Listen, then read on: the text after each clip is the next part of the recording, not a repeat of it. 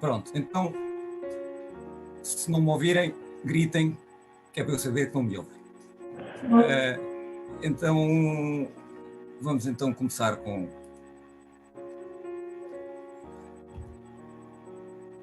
Ora, antes de mais nada, a fotografia seja de aves, seja de mamíferos, qualquer fotografia de natureza, deve ter uma ética, deve-se seguir um código de ética. Eu consegui encontrar e compilei aqui umas determinadas regras, se é que podemos chamar isso, tiradas de dois sites, um que é da SPEA e outro que é da AEFONA, que é uma associação de fotógrafos de natureza espanhola. Eles têm dois códigos de ética, não são muito diferentes, e eu juntei os dois e fiz algo que creio que é o suficiente para a gente mais ou menos tentar perceber o que é que se pode e não se deve fazer. Primeiro, o bem-estar da ave é sempre mais importante que a obtenção da sua imagem. Deixa-me só tirar aqui isto da sua fotografia. Portanto, isto eu creio que é óbvio para qualquer um, independentemente do interesse da fotografia. Primeiro que tudo está o bem-estar da ave. O habitat deve ficar tal e qual como foi encontrado. Nada de fazer alterações só porque fica bonito, nada de partir raminhos para limpar o fundo. Tudo isso pode ser feito depois, se quiserem, pode ser feito em Photoshop, pode ser feito... Não há necessidade de a gente estarmos a alterar o habitat que encontramos só porque queremos uma fotografia mais bonita. Não alterar o comportamento das aves em modo nenhum. Ora, isto aqui tem muito a ver com o querermos atrair as aves. Eu, muito sinceramente, eu não acho mal a gente usar um som para atrair uma ave, mas dentro dos limites. Nada de estar ali uma hora, meia hora, sempre a chamar para vir uma, para vir outra, pronto. Chama-se um bocadinho, apareceu, fotografou-se e ela segue a sua vida e a gente vai continuar também com a nossa vida. Nada de alterar o comportamento, principalmente nesta altura de nidificação, que elas estão muito ocupadas a alimentar as crias e se a gente começa a tentar distraí-las com outra coisa qualquer, algumas podem não ter o alimento a horas. Adquira conhecimentos sobre a biologia e o comportamento das espécies a fotografar, com o fim de prevenir atuações lesivas. Portanto, se a gente souber o comportamento de uma determinada espécie, a gente sabe o que é que pode e não pode, o que é que devemos e não devemos fazer. Portanto, isso é muito importante para tentar não usar muito ou não usar mesmo nada as aves, ou seja, aves, seja outras espécies de seres. Informe e denuncie quando necessário.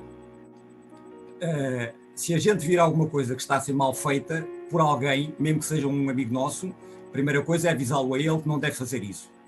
Se não servir, pronto, é assim, teremos que denunciar e para não acontecer, porque é assim, estamos a pôr em causa não só a própria biodiversidade, como estamos a pôr em causa aquilo que a gente gosta de fazer, porque por causa de um acabam por pagar os outros.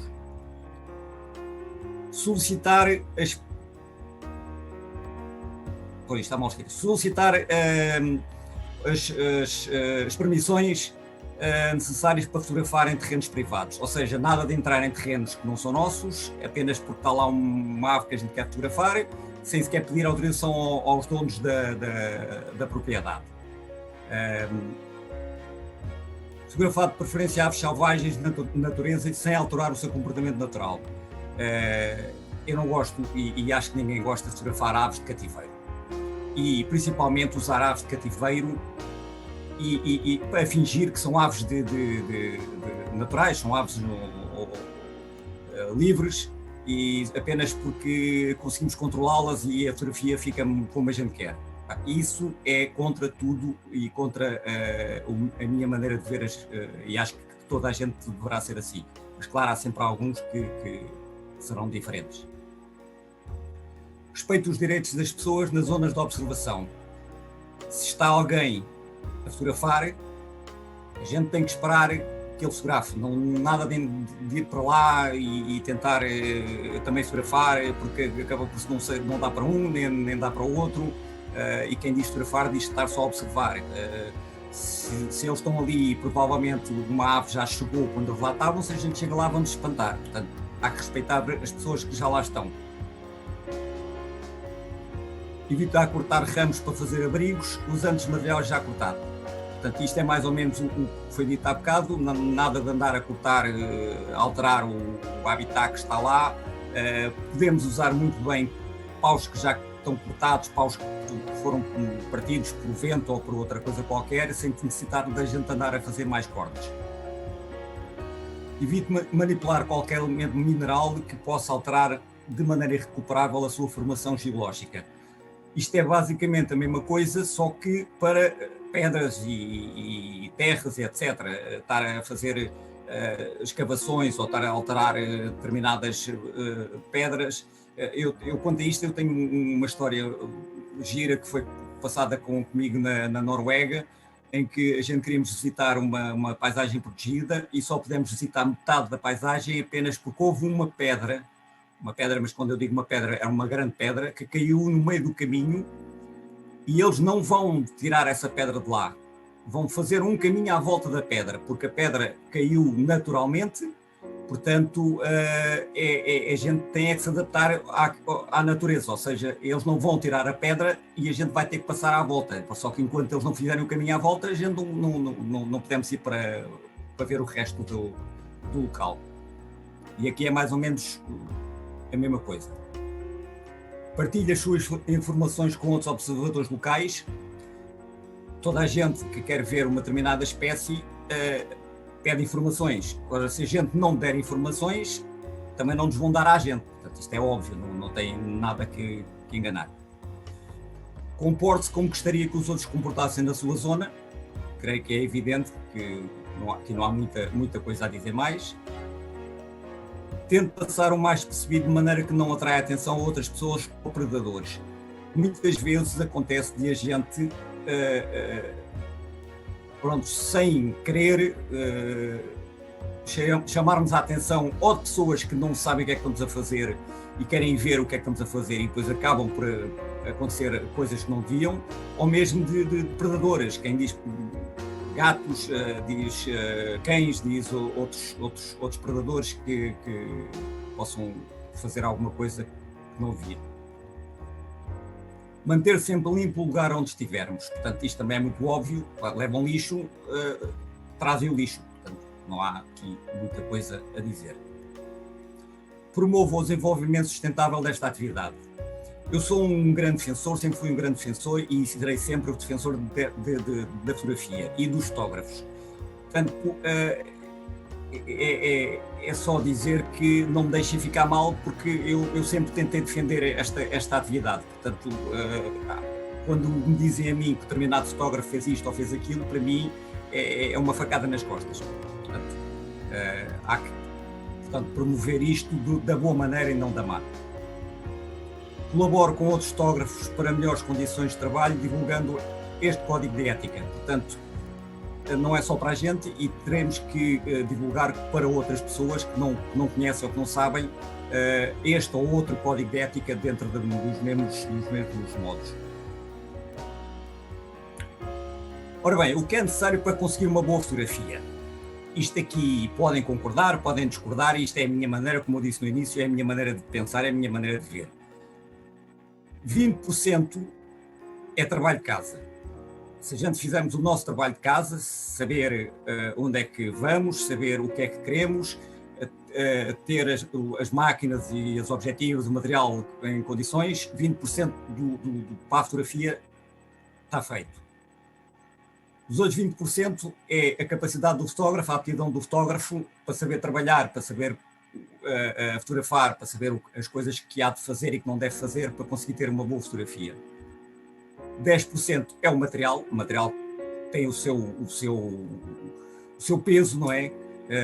E claro, sem material a gente não consegue criar uma boa fotografia. Há material melhor, há material pior, todo ele consegue fazer fotografia, mas todo ele tem o seu peso. E 50% é sorte.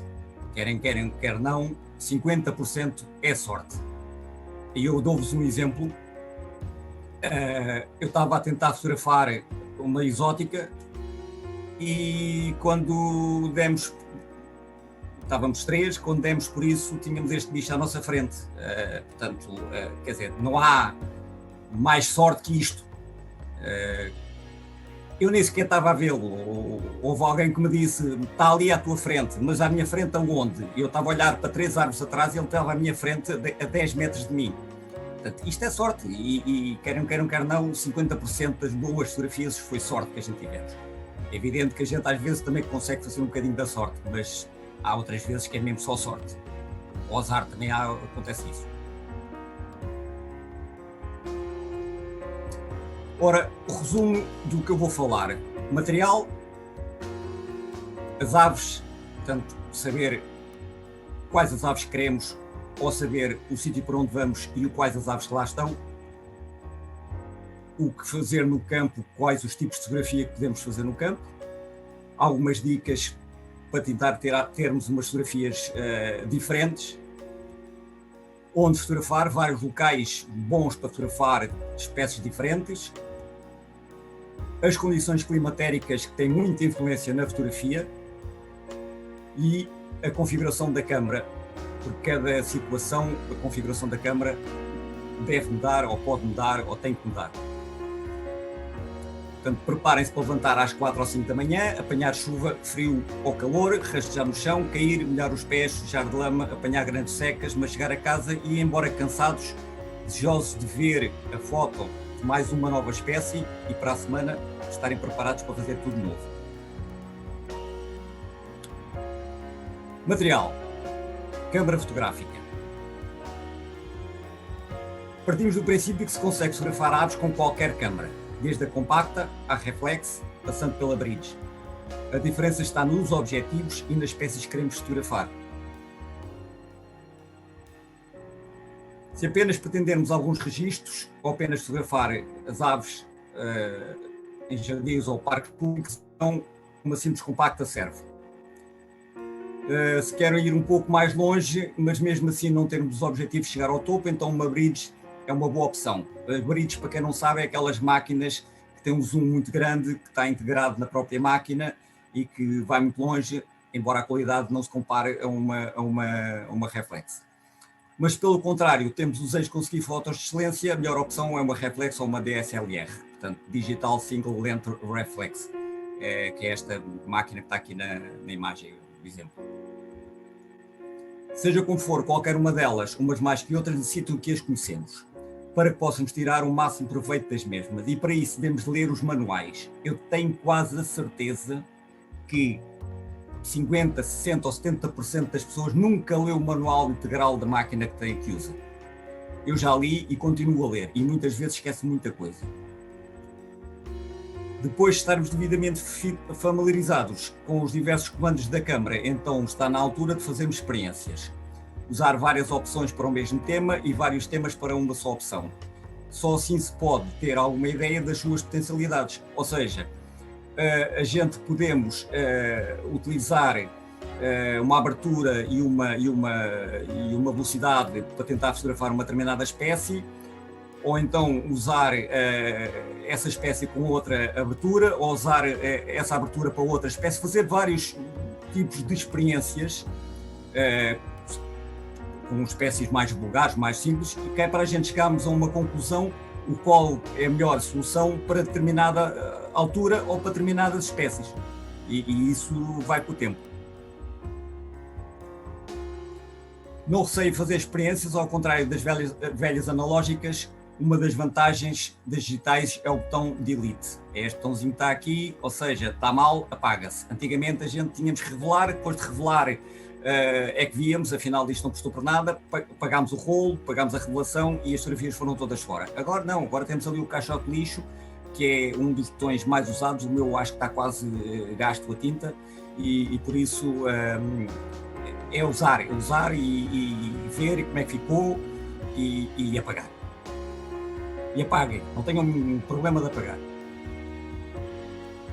Cuidados a ter, basicamente resume-se a manter a máquina limpa, cuidado com a água salgada, é das piores coisinhas, quando se vai fotografar junto ao mar, o pó, depois de um dia em terrenos áridos, e água resultante da chuva ou salpicos de rios ou quedas de água. Portanto, muito cuidado, principalmente com água salgada. Carregar a bateria na véspera, assim como despejar os cartões. E não menos importante, verificar as últimas definições. Se, por exemplo, estivermos a fotografar noturnas e no outro dia vamos fotografar durante o dia, não esquecer das definições da máquina que estão para fotografia noturna. A mim aconteceu-me em Marrocos, de eu ter estado a fotografar, não foi noturnas, mas foi já assim o fim do dia, ou seja, tive de baixar muito a velocidade, etc. E depois não pus novamente no normal, e vou no caminho e passa-me um sardão enorme, grande, que até era raro, e a fotografia ficou um arrasto, porque eu tinha a velocidade muito lentas e ali a correr e ficou um arrasto, ou seja, nem deu para aproveitar nada. Portanto, isto é básico. Objetiva. Assim como se consegue surfar aves com qualquer câmara, também o mesmo se passa com as objetivas. E a mesma teoria se aplica. Depende dos objetivos, mas como salvaguarda, há muito boas fotografias de aves tiradas com grandes angulares. Vocês pesquisarem um bocado vão ver fotografias premiadas tiradas não com teleobjetivos e sim com grandes angulares, e eu vou falar disso mais à frente, o habitat é muito importante. Não podemos só isolar o tema, fotos de grupo ou mesmo mostrando um ambiente também tem muito valor. Nem que seja necessário preencher o enquadramento, nem sempre é necessário preencher o enquadramento apenas com uma ave. Mas claro, uma objetiva com o mínimo 300 é essencial para grandes planos. Há uma regra, se é que se pode chamar assim, em que para passariformes, em consideração a seguinte medida. Com uma lente 300, a ave não deve estar a mais de 3 metros. Com uma 400 não deve estar a 4 metros, já pode estar a 4 metros e por aí fora. Ou seja, isto é válido, claro, para aves mais pequenas. Se vocês usarem uma objetiva 500, já podem estar a 5 metros da ave, mas se usarem uma 400, para não terem que fazer grandes crops, já deviam estar a 4 metros. Mas pronto, isto é tudo muito subjetivo, as medidas, isto é uma base, a partir daqui é mais ou menos, sabem como é que devem lidar. Usem o parasol, é assim, mais vale partir o parasol do que partir a lente da câmara, e ela às vezes protege, e também serve muito bem para quando se está com raios solares.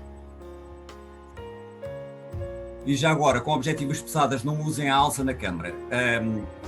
Se vocês tiverem a alça na câmara e puserem a máquina ao ombro, ao pescoço, ou seja, ao que for, vão reparar que o peso vai todo para a frente, ou seja, a objetiva que tem o maior peso vai fazer força no encaixe entre a objetiva e a câmara.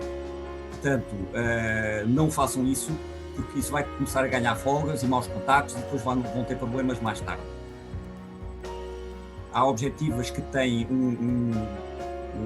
aqui um sítio para colocar a alça. Se tiver, utilizem aqui, se não tiver, andem com ela à mão, que é o melhor. Quanto aos cuidados a ter, aplica-se o mesmo que em relação à câmara. Cuidado com a limpeza e muita atenção às umidades. Se estiverem a fotografar à chuva e não tiverem alguma capa para a lente, não a coloquem de repente num ambiente mais quente. Se for um zoom, não a fechem, pois isso vai fazer com que a condensação entre para dentro da mesma. Ou seja, vocês estão com o zoom aberto e quando o zoom está aberto, a câmara sai, ou melhor, a objetiva sai. Se estiverem a apanhar água e depois fecharem e deixarem-na fechada, ela vai secar para dentro. O que é que vai acontecer? Vai ficar embaciada. Isto aconteceu na Costa Rica e não foi nada agradável, digo-vos já.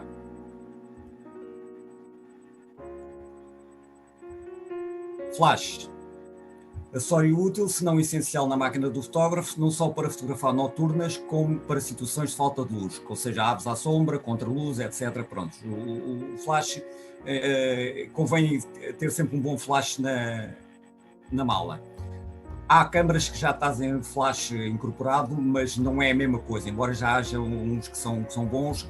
O problema desses flashes, para além de não terem a potência que têm os outros, não dá para virar para onde a gente quer, para cima, para baixo, para os lados, etc. E podemos usar como escravo, ou seja, podemos usar o flash da máquina para o essencial ou para o principal e ter um outro lateral que vai trabalhar com aquele. Portanto, isto é uma técnica mais avançada que não há tempo para estar aqui a explicar, mas vocês se lerem os vossos manuais das máquinas, isso vem lá explicado. Existe um acessório para o flash, que irei falar mais à frente, que nos vai aumentar a distância do mesmo. Quanto a cuidados a ter, basta-se ter as pilhas carregadas, de preferência 2 conjuntos. Isto é preferível sempre usar pilhas recarregáveis e com um mínimo de 2300 mAh. Manter os contactos da máquina e do flash bem limpos e protegidos.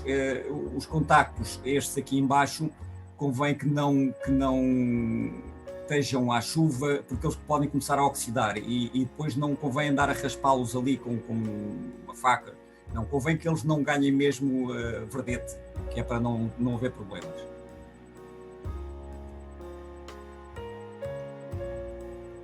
Tripés, monopés e outros suportes. Há muita gente que não gosta de usar, mas digo-vos já que é muito útil. O tripé é outro elemento essencial, pois permite estabilizar a câmara e a objetiva, assim como nos aliviar o peso do conjunto. Todos nós, mais tarde ou mais cedo, vamos para velhos. Uns já estão mais, outros estão menos, e as máquinas pesam e os objetivos ainda mais pesam. Portanto, ao fim de um tempo, vocês vão dar graças a terem um tripé. E há determinadas situações que ele é essencial. Tenho aqui uma coisa à frente, não consigo ver. Um bocadinho. Robusto e leve, duas características fundamentais, mas, como é óbvio, é o que vai encarecer. Um tripé mais leve será um tripé de carbono ou de um alumínio de alta qualidade e, claro, isso vai fazer com que seja mais caro. Robusto para ser estável, pois não convém que ele abane muito, embora muitos tripés tenham um gancho por baixo e que a gente pode prender lá qualquer coisa, um saco com pesos, etc., ou até o próprio mochila. E leve porque vamos ter que carregar, portanto convém lembrar-se disso. Com a cabeça movível para podermos pôr e tirar a mesma, porque mais tarde ou mais cedo a gente vai ter que utilizar a cabeça num outro sítio, porque nem que seja num abrigo, nem que seja num hidroaide, e portanto convém ou temos dinheiro e compramos várias cabeças, ou então temos esta que tiramos e pomos. Portanto, o preferível é ter uma que possa ser amovível. De preferência sem coluna central. Este aqui no exemplo tem a coluna central, mas a coluna central destabiliza muito.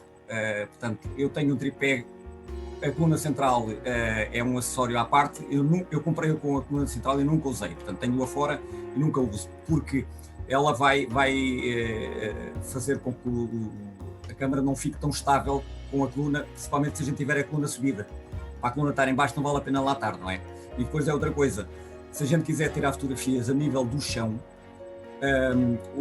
as pernas são articuláveis, portanto aqui dá para as pernas soltarem e virarem para cima ou ficarem a direito, e se tivermos a coluna, ora, não serve nada, porque o tripé não vai assentar no chão e não conseguimos tirar fotografias a nível do solo, como seria o ideal. Pés estáveis. A grande maioria vem com pés de borracha para o chão duro e pode-se converter em espigões para o chão mole. Uns tira-se as capinhas, outros desaperta-se, pronto, depende de modelo para modelo. Atenção aos parafusos, porque de vez em quando convém ver se estão apertados e limpos, a não ser que andem sempre com as chaves. Às vezes há alturas em que está tudo a abanar e não serve nada ao tripé. Quanto à cabeça, as melhores são de bola ou gimbal, que gimbal é este tipo de cabeça que está aqui, que para mim é o melhor para este tipo. Isto dá para fotografar aves em voo, aves paradas, dá para fotografar todo o tipo. É só uma questão de hábito de a gente se habituar a ele.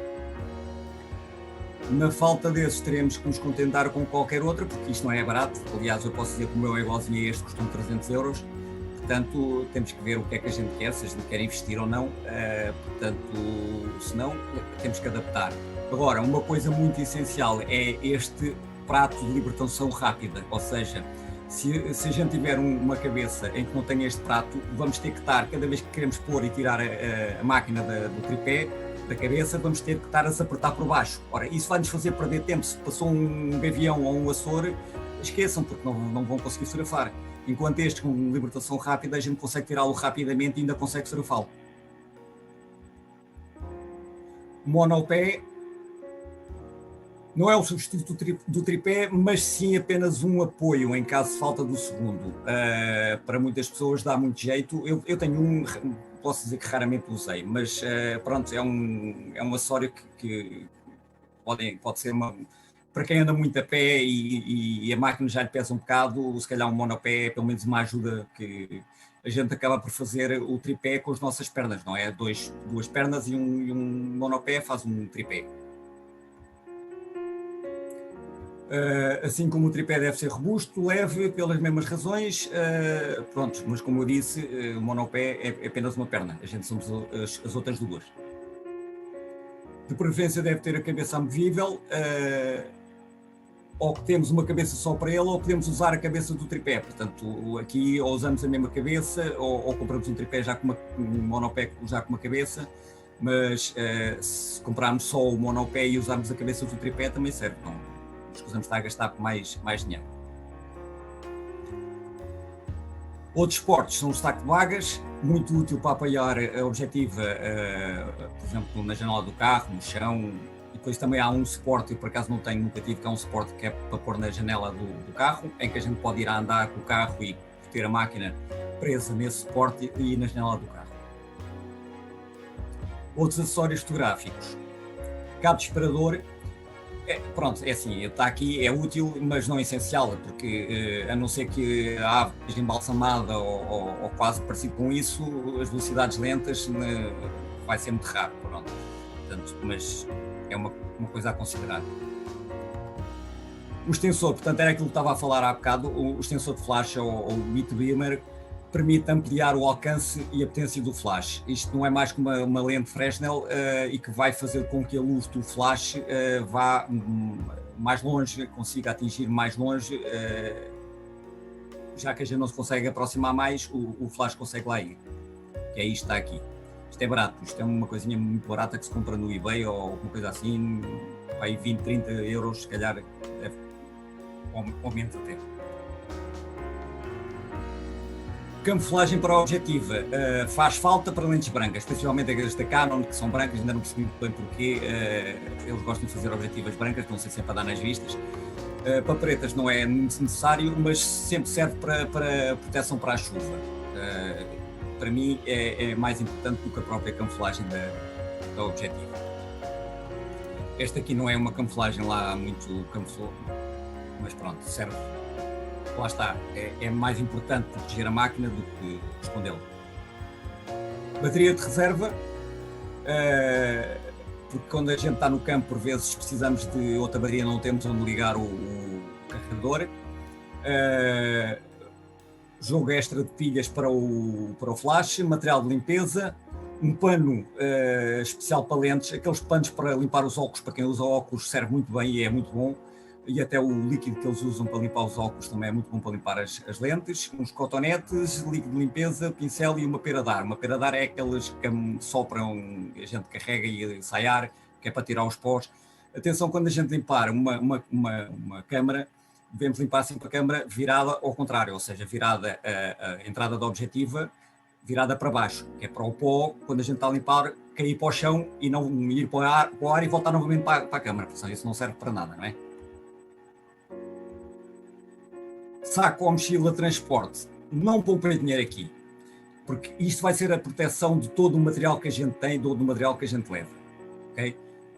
Eu quando vou fazer viagens de avião, vai sempre comigo, vai tudo para o porão, a mochila e que tem todo o meu material, vai todo comigo lá, portanto, não poupem dinheiro em mochilas, vejam as melhores, vejam o material que têm, e não poupem, pronto, comprem aquilo que vos dá melhor. Se tiverem só uma câmara e uma objetiva, não precisam comprar uma mochila muito grande. Se tiverem mais material ou têm uma mochila maior, atenção às dimensões, porque às vezes não cabe não podemos levar no avião lá dentro, ou então compram duas, uma mais pequena e outra maior.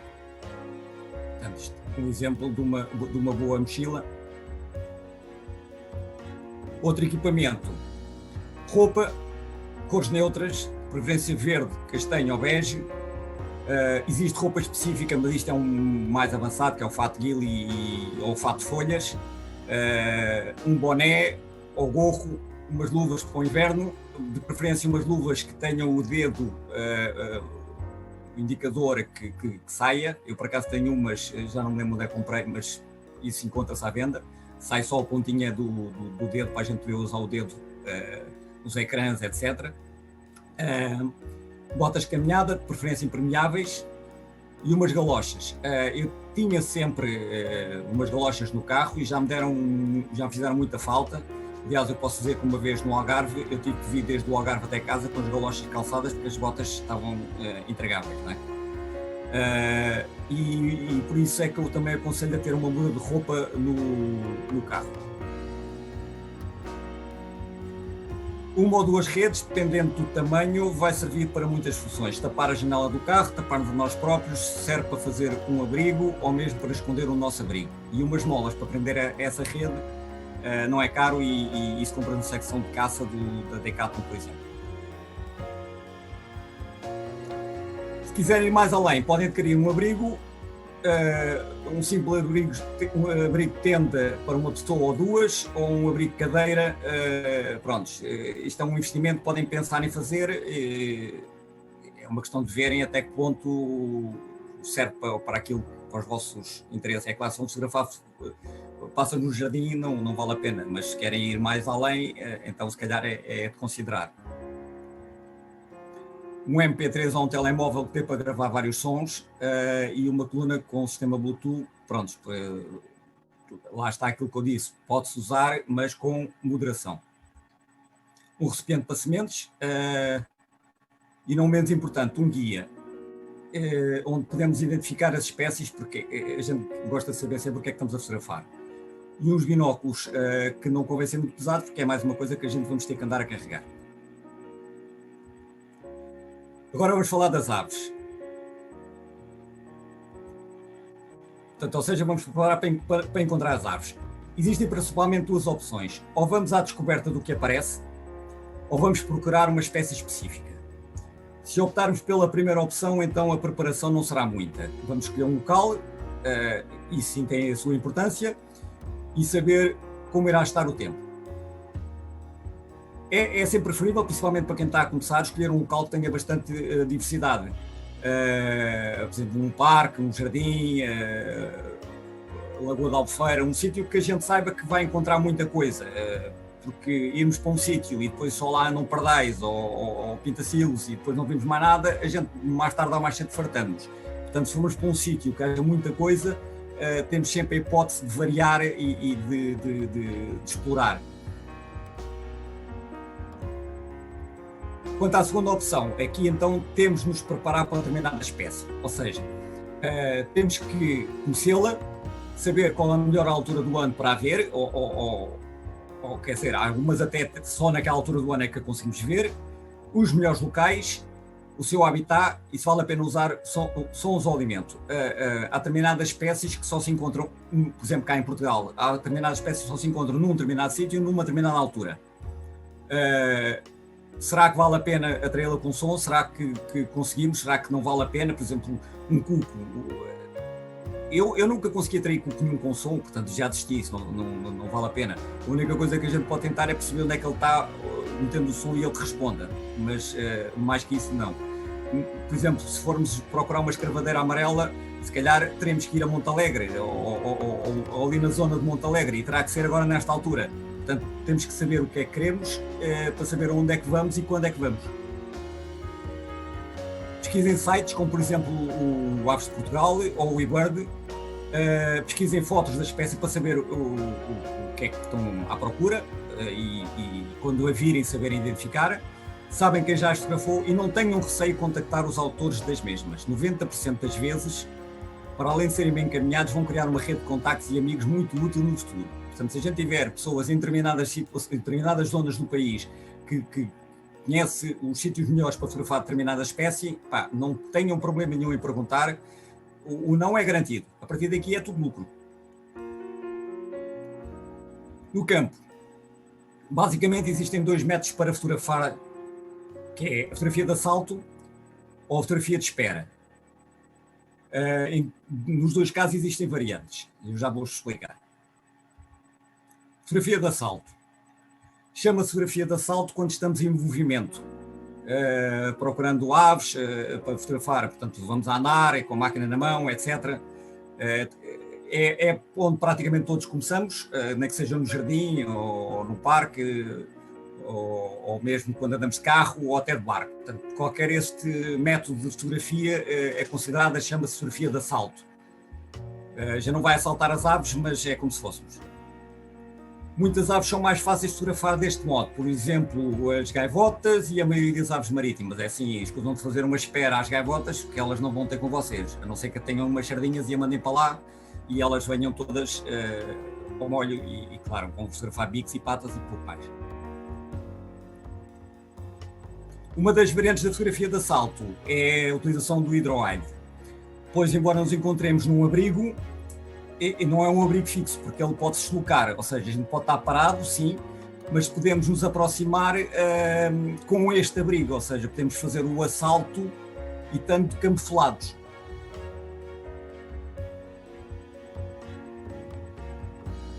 Eu tenho aqui, espera aí só um bocadinho que eu tenho que ver se consigo por isto em... Porque eu tenho aqui uma barra a esconder-me.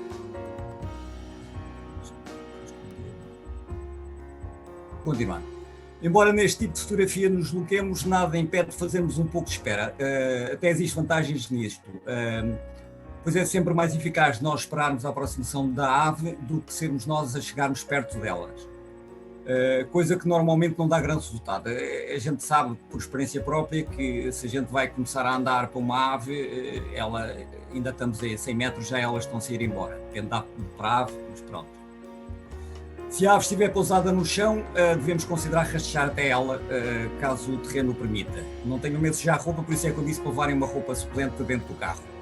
Embora, então, se possível, utilizar árvores para nos escondermos, se for uma ave que nunca tenham fotografado, comecem logo com fotografias de registro. Ou seja, vocês veem uma ave, não conhecem, nunca viram, está longe, mas comecem logo a tirar algumas fotografias, que é para ficar registado, para terem pelo menos esse registro de uma ave que se calhar até pode ser uma raridade. Há aves que permitem alguma aproximação, mas um conselho, e isto é a experiência que eu tenho, e tem muito a ver com a caça. Vão se aproximando o mais baixo possível e com a máquina sempre levantada perto do rosto, ou seja, vão com a máquina assim junto ao rosto. Porque o movimento que a gente faz, se tivermos a máquina em baixo, e o movimento que a gente faz ao levantar a máquina, o nosso país, infelizmente, é muito... Tem muita caça, é muito usado para caça. E as aves sentem isso. Eu sei a diferença que há entre fotografar aqui e fotografar num país em que não há caça, e as aves são muito mais tolerantes. E este movimento é o movimento do caçador quando vai fazer um tiro, quando vai disparar. Portanto, se a gente faz este movimento, é o suficiente para espantar. No entanto, se a gente for a andar com a máquina perto do rosto, é mais fácil nos conseguirmos aproximar mais do que se formos cá em baixo. E depois acabamos por estragar tudo desnecessariamente. Agora vamos aqui.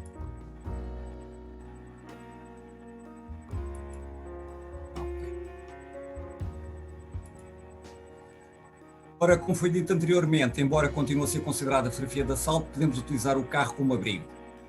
Isto vale também como foi para o hidroide. A gente estamos a andar, não é? Mas de vez em quando paramos e o carro serve do nosso abrigo para nos escondermos. Temos que nos lembrar, em primeiro, da localização da viatura, o mais escondida possível, não é? A não ser que a gente tenha um carro vermelho ou amarelo, não conseguimos esconder, por mais que a gente queira. Colocar a janela que estamos a utilizar do lado contrário do sol, portanto o sol sempre nas nossas costas, um saco de vagas ou um suporte de janela, ou mesmo um monopé poderá ajudar para termos a máquina estável e não termos que andar a acartar sempre de um lado para o outro. E aqui está uma boa altura para usar a rede para tapar a janela que estamos a utilizar. As aves assim não conseguem ver os nossos movimentos dentro da viatura, porque normalmente é isso que as faz assustar e que as faz fugir. Se estivermos em movimento com a viatura, por vezes é preferível não a desligar, porque as aves já estão habituadas. A gente chega, o carro está a trabalhar, portanto, e as aves habituam-se ao barulho do carro.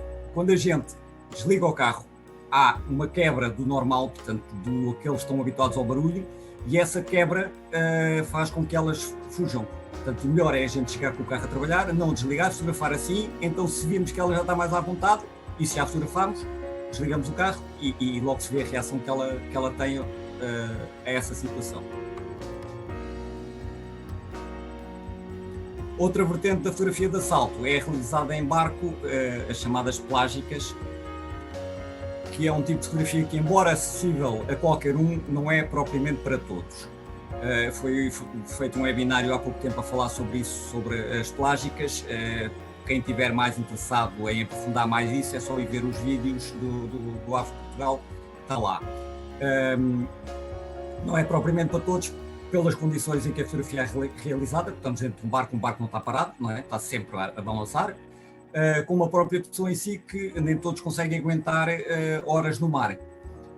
Se ficarem com vontade, está aqui umas dicas, pequenas coisas. Comprimidos para o enjoo, não há heróis, portanto, se não souberem se enjoam ou não, tomem comprimidos para o enjoo, mais vale isso do que estragar o dia. Cuidado com a alimentação, tanto na manhã como no próprio dia, como no dia anterior. Nada de comidas pesadas, evitar gorduras e bebidas alcoólicas. Dormir bem na noite anterior. No barco, evitar olhar para as fotos, tirar fotos e olhar para o ecrã é meio caminho para começar a engodar mais cedo. Portanto, tirem fotos e logo se vê como é que ficaram. E se não tiverem a sentir muito bem, é manterem a visão fixa no horizonte. Ajuda a acalmar o estômago um bocado e a coisa consegue-se safar. Quanto à fotografia em si, afastem as pernas, a gente é que é o tripé, não é?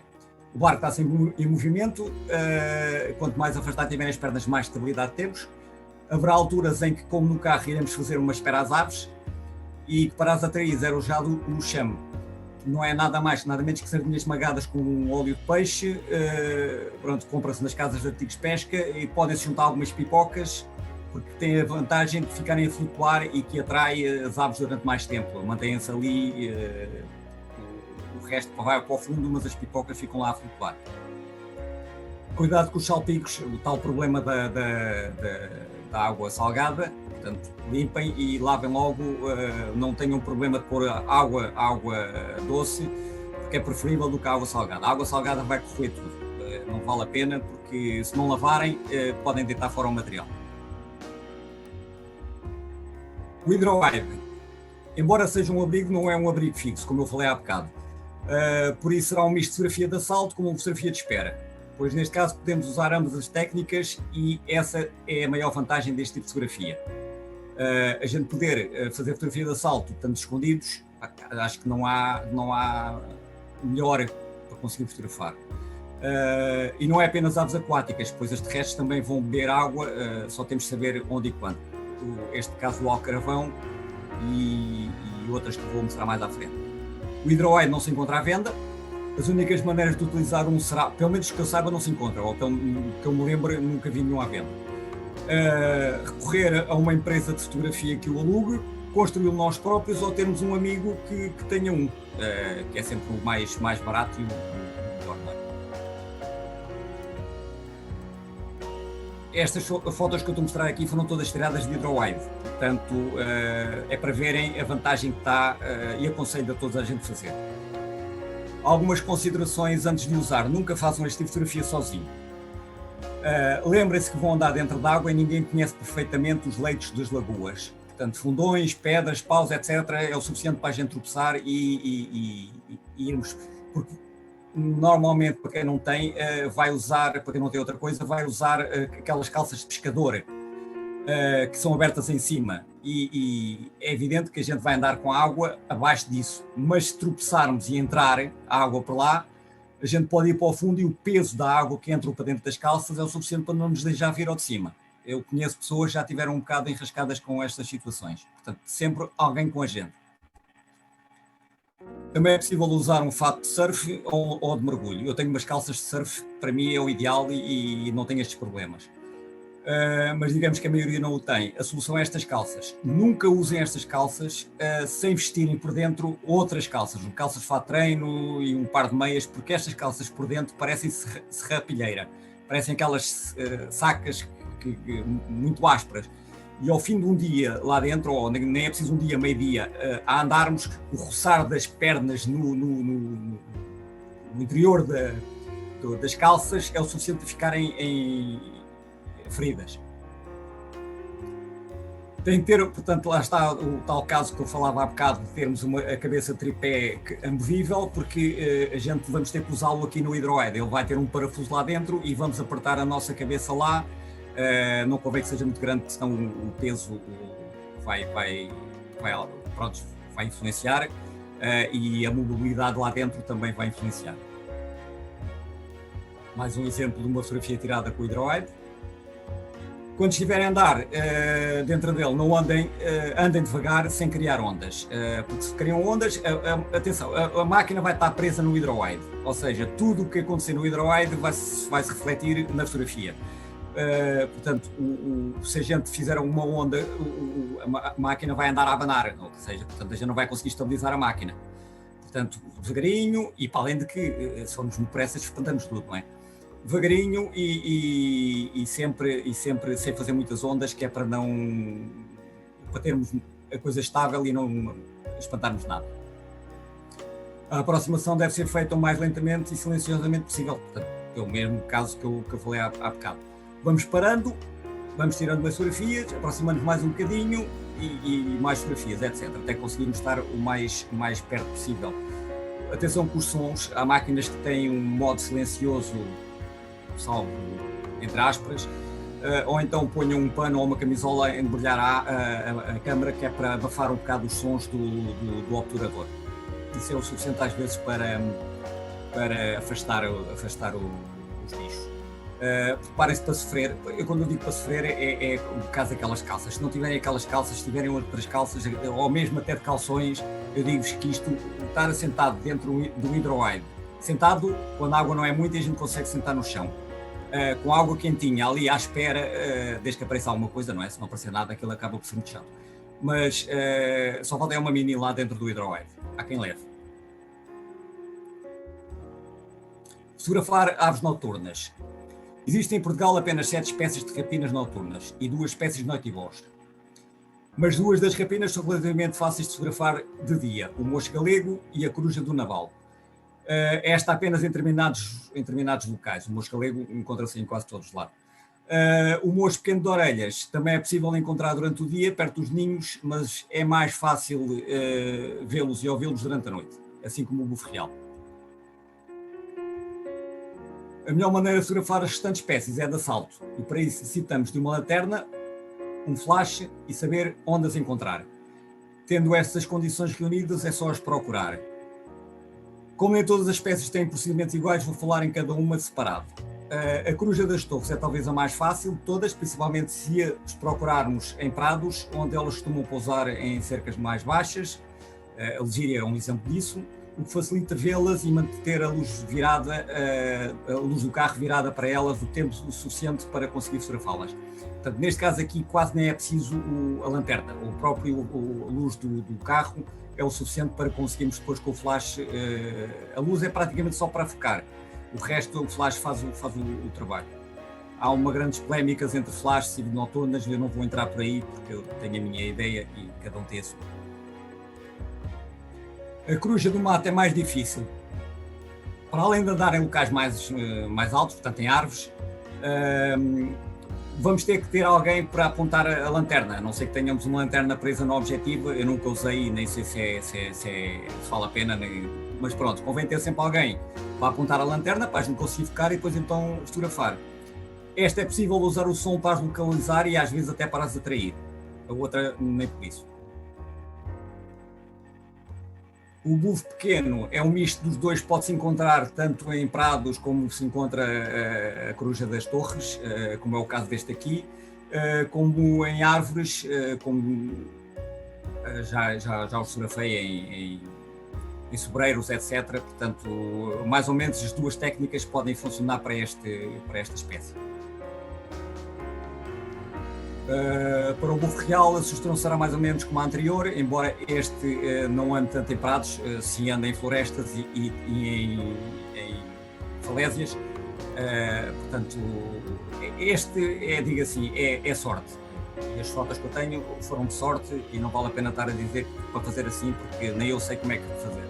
É ter a sorte. E a sorte é 50%. O moço pequeno de orelhas, para além de se conseguir surfar de dia, este foi surfado de dia, e em jardins, este foi no jardim de Figueira Castelo Rodrigo, portanto, é assim, também é procurá-los, saber onde é que estão e conhecer o som dele. O som dele é muito característico. Atenção, não o confundir com o som do sapo parteiro, que são praticamente iguais. Só que o sapo parteiro canta em baixo e este canta em cima. A diferença maior é essa. Os noitibós encontram-se em orlas de terrenos florestais com clareiras. Ambos pousam no chão, principalmente em estradas de terra batida. A melhor maneira de os encontrar é ir percorrendo caminhos devagar com os faróis nos máximos e estar atento ao brilho dos olhos. Assim que for detectado, parar o carro, manter a luz virada para ele e o mais baixo possível e irmos nos aproximando. Rastejar é o ideal. Espera.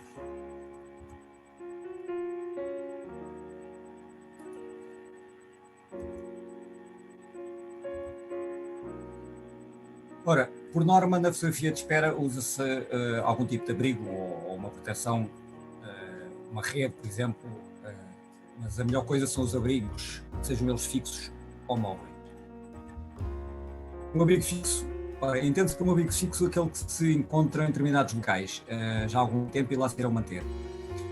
Este é o melhor tipo de abrigo porque as aves já estão habituadas lá e não vão estranhar, não levam aquele tempo de habituação quando a gente monta um abrigo. Durante alguns dias, às vezes até meses, não vai aparecer nada, até as aves se habituarem à presença desse abrigo. E existem várias maneiras de termos acesso a este tipo de abrigos, portanto, ou algum amigo construiu já há algum tempo, não é? Ou abrigos de empresas como a Lagoa da Albufeira ou alimentadores de abutres como os da Faia Brava, ou então construindo nós mesmos, desde que tenhamos um local que temos a certeza que podemos lá construir e que vale a pena construir, não é? Que tenha uma boa biodiversidade de aves. Podemos construir um abrigo só para uma pessoa, mas vamos fazer e se pudermos construirmos então para 2 ou 3, porque vamos ter amigos que vão agradecer. A gente também gosta de ir a abrigos deles, também podemos, se tivermos hipótese, fazer um que sirva para mais.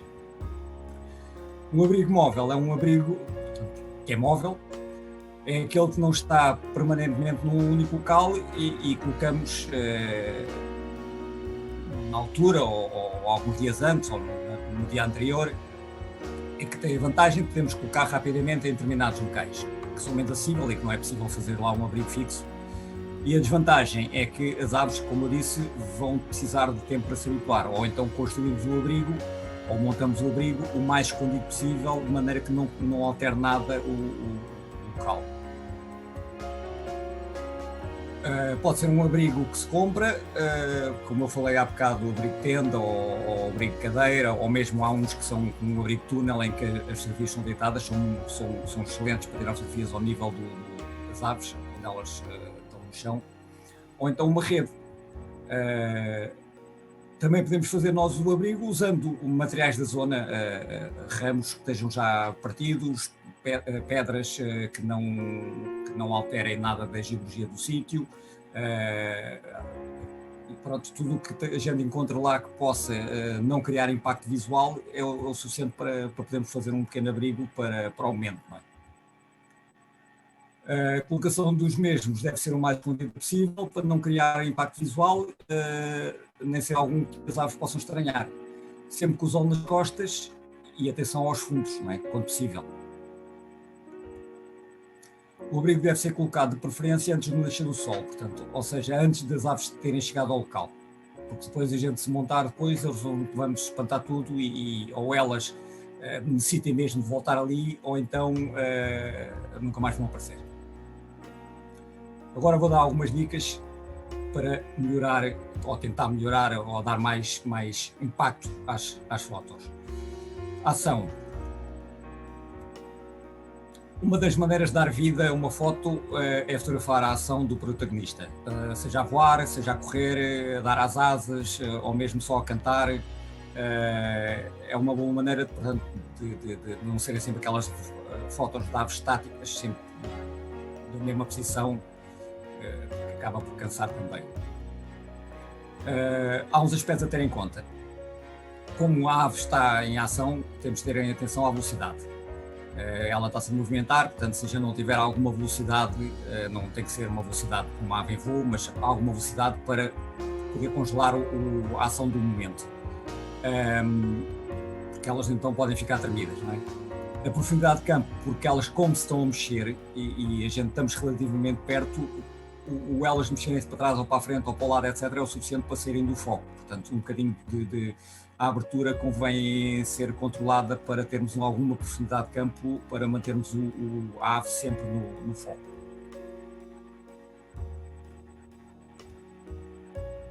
Deixa-me voltar só atrás. Portanto, às vezes a ação também basta ser uma posição diferente, seja como é o caso aqui, em que é uma gralha de nuca cinzenta com duas cabeças, não sabiam que existe, mas existe, está aqui a prova. Isto é o suficiente para dar um bocado mais de ação, um bocado mais de diferença àquelas fotos normais que a gente estamos sempre habituados a ver. Reflexos. A utilização de reflexos pode ajudar a dar outra vida a uma imagem, mas convém ter alguns cuidados. Por exemplo, não pode haver vento, porque se houver vento não há reflexo, há apenas água tremida, não é?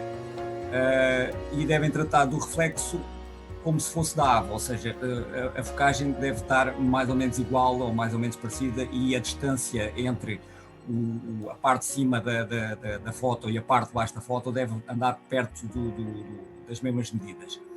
É claro, não convém exagerar, porque sempre as mesmas coisas, mas isto é válido para esta e para todas. Sempre as mesmas fotos do mesmo estilo, a gente acaba por enjoar e fazer os outros enjoarem também, não é? Fundos. Isto é tudo uma questão de gosto. Há quem goste dos fundinhos sempre limpinhos e dá-se ao trabalho de limpá-los todos. Há quem não se preocupe muito com isso. Há quem até ache que um fundo com algumas coisas dá vida à foto. Pronto, isto é tudo uma questão de gostos. Eu não vou dizer que eu gosto ou desgosto, tem alturas. Existem muitas maneiras de conseguir um fundo limpo. Por exemplo, uma maior abertura, que é para desfocar o segundo plano, ou uma mudança de perspectiva. Por vezes basta andar meio metro para um lado, que é uma questão de muda-se logo a perspectiva. Desde que a gente olhe para o visor e olhemos para o enquadramento todo, e não só para a ave, para ver tudo. Eu vou-vos dar um exemplo desta fotografia deste folheiro, em que eu comecei a fotografá-lo assim. Como veem, o fundo aqui não está completamente limpo. Tem ali uma mancha branca, tem a outra mancha verde. O que eu fiz foi andar apenas meio metro para a frente e ficou assim. Claro que sem as letras, não é? Portanto, estão a ver a diferença de andar um bocadinho. Às vezes é o suficiente para espantar a ave, não é? Mas neste caso não foi, e consegui mudar completamente o fundo.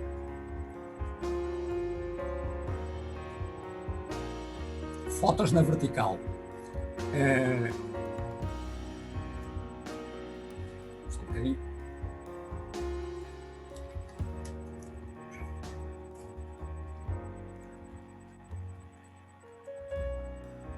Ora, porque é que apresentamos sempre, quer dizer, não é sempre, mas a maior parte das vezes as imagens na horizontal? O horizontal é o formato mais comum. Mas existem situações em que a foto ganha impacto se for apresentada no formato vertical, como por exemplo aves em pé, ou em cima de postes, ou então com alguma sorte de fotografarmos uma ave a voar e outra cá em baixo, portanto convém que sejam na vertical, e fotos na vertical têm muito impacto, e é bom que as pessoas se habituem um bocado também a utilizar. Por exemplo, outro exemplo é fotos de aves com as asas esticadas, em que ganham muito mais impacto se estiver na vertical, como é o caso aqui destas duas. Ora, o brilho nos olhos. Isto para mim é do mais importante que a foto tem. A parte mais importante de uma fotografia são os olhos. É para aí que deve focar. É a direção dos olhos que mais importa na colocação da ave, e muito importante é o brilho nos olhos. Havia um fotógrafo conhecido que dizia sempre: o olho sem brilho é um olho vazado, portanto é um olho sem vida. Reparem nas vossas fotos e vejam a diferença que está entre ter uma fotografia em que vê-se o brilho no olho e uma fotografia em que o olho está escuro e que não se vê brilho nenhum. Retratos ou grandes planos. Não há dúvida que os grandes planos em que se notam todos os pormenores das aves são muito apelativos, mas convém estarmos cientes de que esse mesmo grande plano vai evidenciar também os defeitos. Portanto, não vale a pena estarmos a fazer sempre grandes planos a qualquer foto que tiremos. Tiramos uma foto ou uma ave que está a 300 metros e vamos fazer um grande plano, só vamos mostrar defeitos, é grão, é os pixels todos a sair, a explodir. Não há necessidade disso. Quando as fotos são tiradas de perto, então podemos aproveitar e podemos fazer uns grandes planos que até ficam giros. Portanto, não há necessidade de estarmos sempre a fazer a mesma coisa. O habitat, para mim, é das coisas mais importantes neste tipo de fotografia. Portanto, mostrar a ave no local, mostrar o habitat em que ela é normal ser vista, para mim é das coisas, é contar uma história em que o protagonista é a ave, mas a história é muito maior e muito mais apelativa, não só pelo protagonista, mas como todo o seu meio ambiente, a sua envolvência.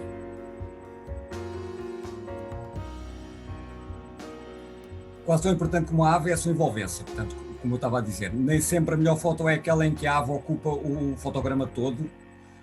Por vezes a integração do seu meio ambiente é meio caminho para uma boa fotografia. Se a ave está longe, aproveitem para fotografar junto com o que rodeia, porque não ganham nada, como eu disse há bocado, em ampliar uma foto que está longe, e ganha-se mais em mostrar o habitat e a foto nesse próprio habitat. Portanto, há alturas para fazer retratos e há alturas para fazer para mostrar aves no seu habitat.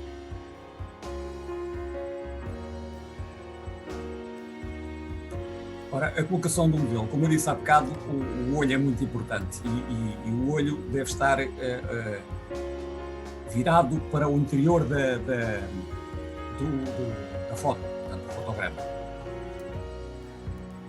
Na grande maioria das vezes não é ao centro que o modelo sobressai, mas sim se o descentrarmos. Portanto, se a gente fizer um exercício e traçarmos duas linhas imaginárias verticais e duas linhas horizontais, no cruzamento dessas duas linhas, ou seja em cima, ou seja em baixo, ou seja à esquerda, ou seja à direita, deve ser colocado o modelo, a ave.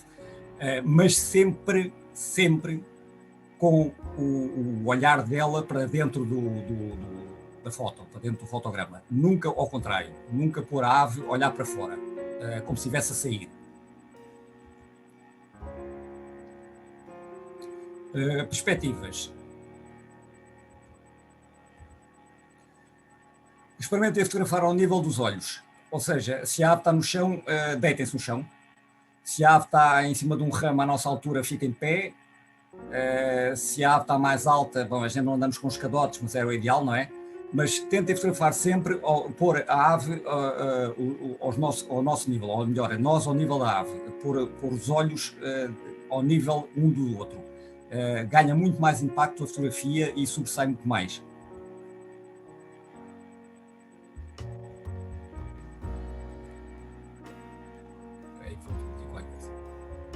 Okay. Contraluz. O contraluz pode resultar muito bem, dependendo das situações. Isto é como tudo, é assim, a gente pode usar o que temos, mas não podemos exagerar, ou seja, uma vez por outra é giro, mas nada de exageros e estar sempre a fazer a mesma coisa. Agora, aqui há a ter atenção, porque temos que compensar para as altas luzes e para as sombras, e isto aqui complica-se um bocado a coisa. Mas é sempre preferível compensar para as sombras, que é para deixar detalhe na ave, na parte que está em sombra. Então temos que compensar com mais um ou mais dois spots para poder entrar mais luz. É claro, vamos correr o risco de queimar as altas luzes, não é fácil, mas pronto, é uma questão de ir experimentando. Molduras naturais. Se a gente usarmos os elementos naturais como moldura para evidenciar a ave, é uma mais-valia. Por exemplo, no caso da foto anterior foi usada a neve, mas claro, mais uma vez eu continuo a dizer que sem exageros é sempre giro fazer isso uma ou duas vezes, depois passar para outro tipo de foto e não fazer sempre a mesma coisa, senão acaba por enjoar.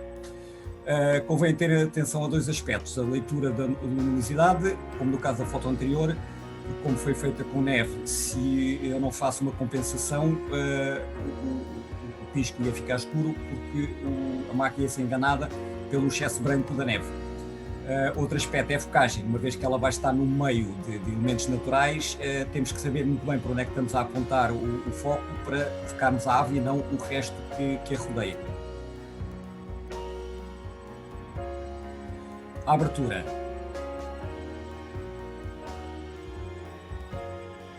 Em fotografia, a abertura serve para controlar a entrada da luz, como toda a gente deve saber isso, em conjunto com a velocidade e com a sensibilidade disso. Ou seja, quanto mais aberto o diafragma, que é um número F mais pequeno, mais luz entra.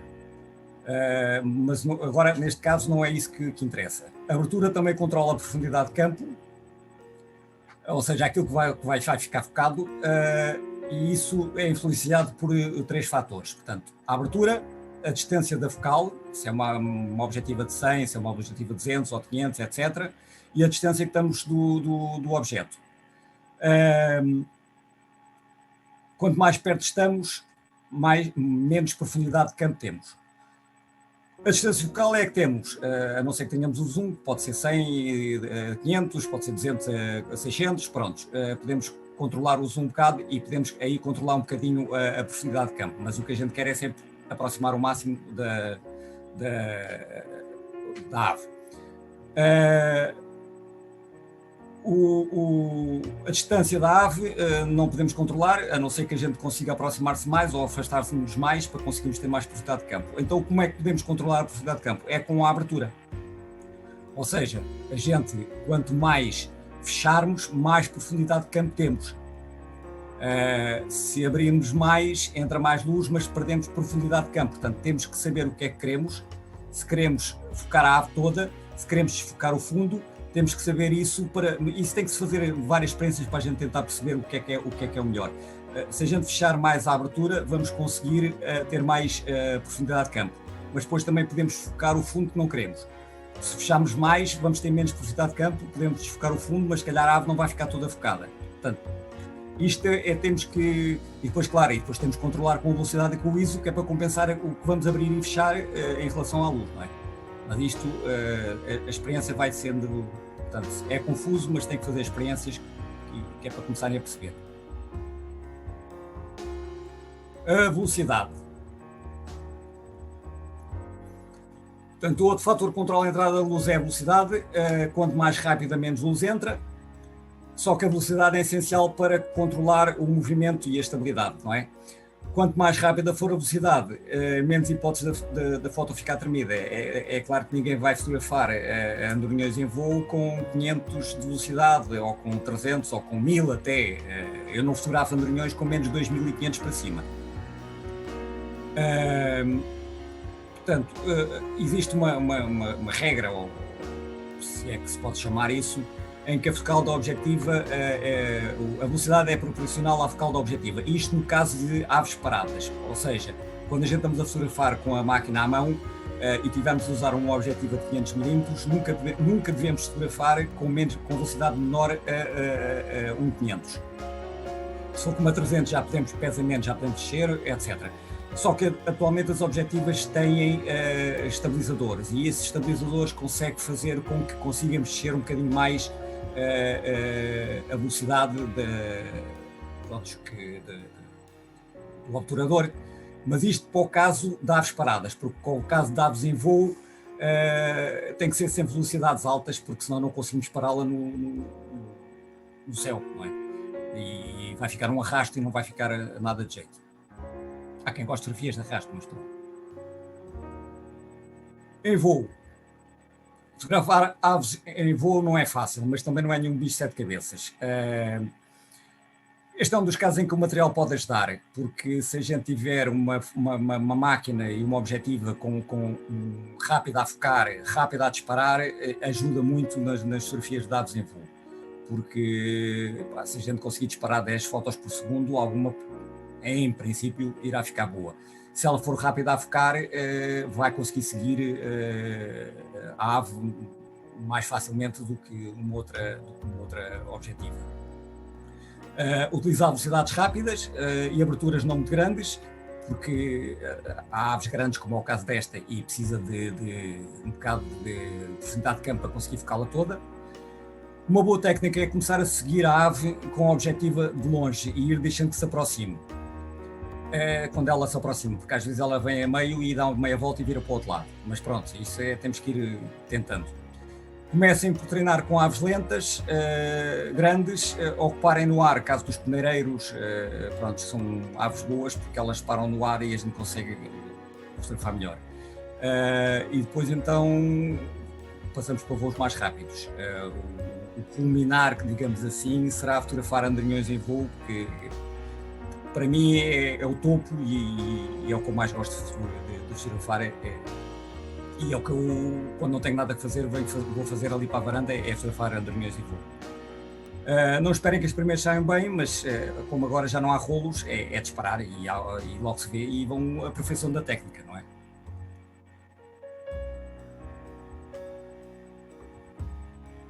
Ora, a hora dourada. É a hora que depois do nascer do sol e antes do pôr do sol. Teoricamente é a melhor hora para fotografar, mas será? Para paisagens eu acredito que sim e gosto, mas para aves, não sei. São gostos, lá está. Umas silhuetas ficam bem, pronto, é uma questão de gosto. Agora, há que tomar atenção que a hora dourada da luz solar vai alterar um bocado as cores, portanto temos que nos lembrar disso e se não controlarmos o balanço branco, ele vai ter tendência a querer mudar a cor do dourado, que é aquilo que a gente quer manter, não é? Portanto, convém ter atenção a isso e lembrar que só dura uma hora, seja ao nascer, seja ao pôr do sol, portanto não temos muito tempo para estar a fazer muitas experiências. Bandos. Muito vós debatem-se com o problema do alcance da objetiva. A minha objetiva é só 500 e não consigo chegar perto, a minha objetiva é só 300 e não dá para... Então dá para fotografar bandos, porque além de que eles são maiores, não precisamos chegar tão perto, não é? Então a gente não vai fotografar uma ave, vamos fotografar uma dezena ou uma centena. E no meio deles todos, alguns irão ficar focados. Portanto, se calhar é uma boa opção para quando não temos material suficiente para fotografar, e mesmo tendo material, uns bandos ficam sempre bem. Eu gosto muito de fotografar bandos, seja parados, seja em voo, portanto. Ora, o horizonte, isto é um erro muito grande que muita gente faz e não tem ideia do que é que está a fazer quando publica fotos do horizonte todo torto. Só existem duas desculpas para o horizonte não ficar nivelado. Ou temos uma montanha, que é o caso que está aqui, portanto, se é uma montanha, ela não é para estar à direita, não é? Ou então temos uma grande babadeira, porque está tudo torcido, não é? Andamos de lado, não é? Etc. Pronto. Na primeira não há nada a fazer. Na segunda, deixamos a máquina em casa e dedicamos a outra coisa. De qualquer modo, depois podemos endireitar o horizonte na pós-produção, desde que ele não esteja ficado todo completamente vertical, não é? Mas aí melhor é fotografar outra vez. Não, porque não há nada pior que um horizonte inclinado. Tenham atenção a isso. Aves escuras em fundo claro. O sensor vai ler a maior área, neste caso o céu claro, e vai dizer à câmara para reduzir a luz, porque como é claro, ele não precisa de tanta luz e vai dizer, bom, então como está a luz forte, vamos reduzir um bocado. O que é que isso vai acontecer? Uma ave é preta, vai escurecer e perde os detalhes todos, portanto temos que ter atenção a isso e compensar para que não entre tanta luz, ou melhor, que não feche tanto a entrada da luz e consigamos ter luz suficiente para ter o detalhe da ave escura, não é? E o mesmo acontece, ao contrário, com aves claras em fundo escuro. Neste caso aqui ele vai dizer que para deixar entrar mais luz, o que é que vai acontecer? Os brancos vão ficar todos queimados porque ele está a ser enganado pela a maioria do que aparece, que é o escuro, e não tanto o claro da ave. Portanto, aqui temos que compensar negativamente. Poisos.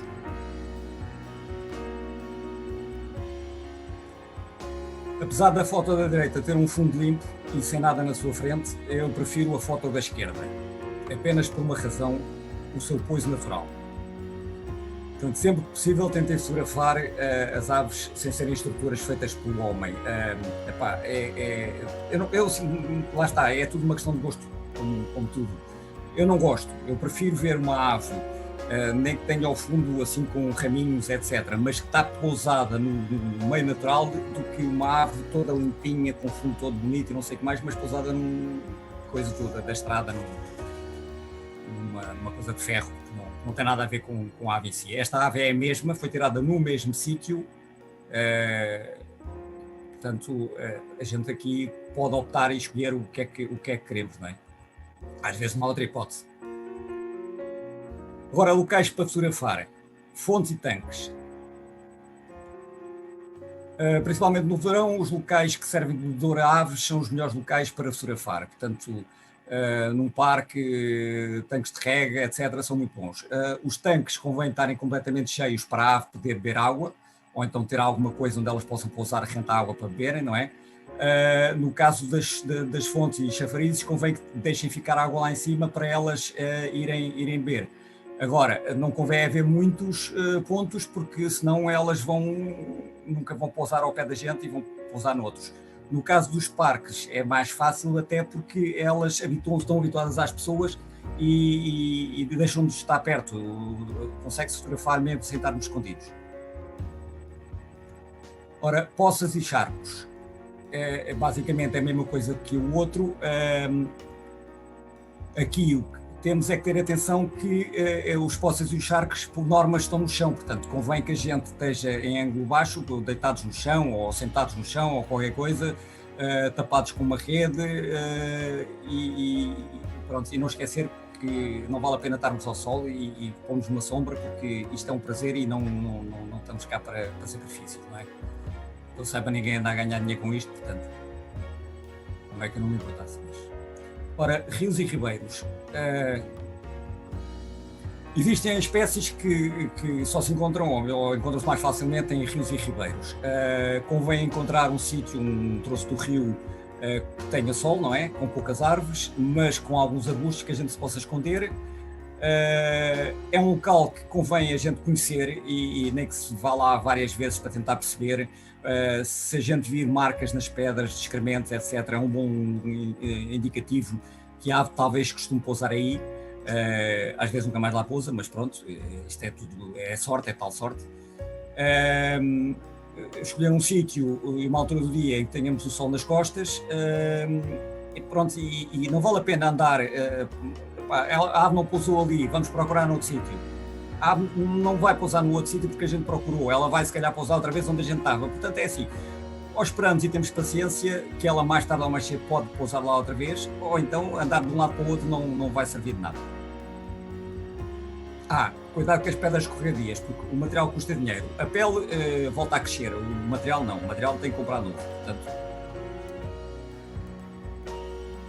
lagos e lagoas.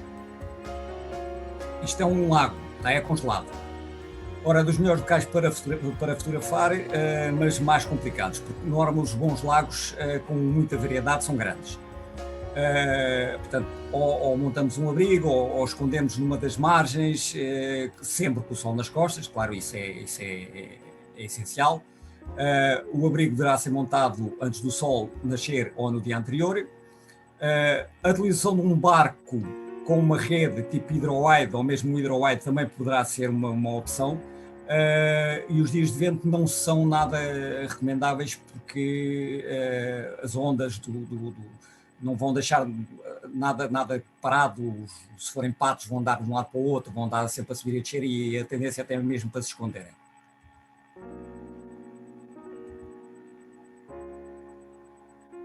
Salinas. As salinas são muito boas, porque elas servem de abrigo ao local de alimentação, principalmente limícolas e não só. Muitas usam as salinas, principalmente as abandonadas, como local de nidificação. Portanto, é preciso muito cuidado nessas alturas quando se vai fotografar nesses sítios. Qualquer sítio de nidificação é preciso cuidado redobrado. As salinas têm mais movimento durante a maré alta, uma vez que é a altura em que existem menos ondas de lamas, onde as limícolas costumam andar. Quando não têm as ondas de lamas, porque a maré está alta, elas vão para as salinas ou para se alimentar ou para se recolher, não é? Mais uma vez, fotografar rente ao chão, a nível do chão. Podemos usar uma rede, um abrigo, etc. E muitas das salinas ainda estão em atividade, têm dono. Portanto, não esquecer de pedir autorização para poderem lá fotografar. Ora, locais de piquenique.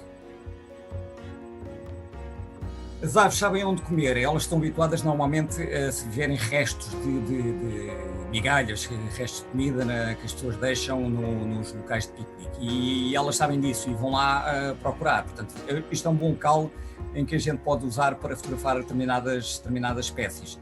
A espécie anterior é um gaio da Sibéria, que foi fotografado na Finlândia, e só o consegui fotografar graças a um local de piquenique.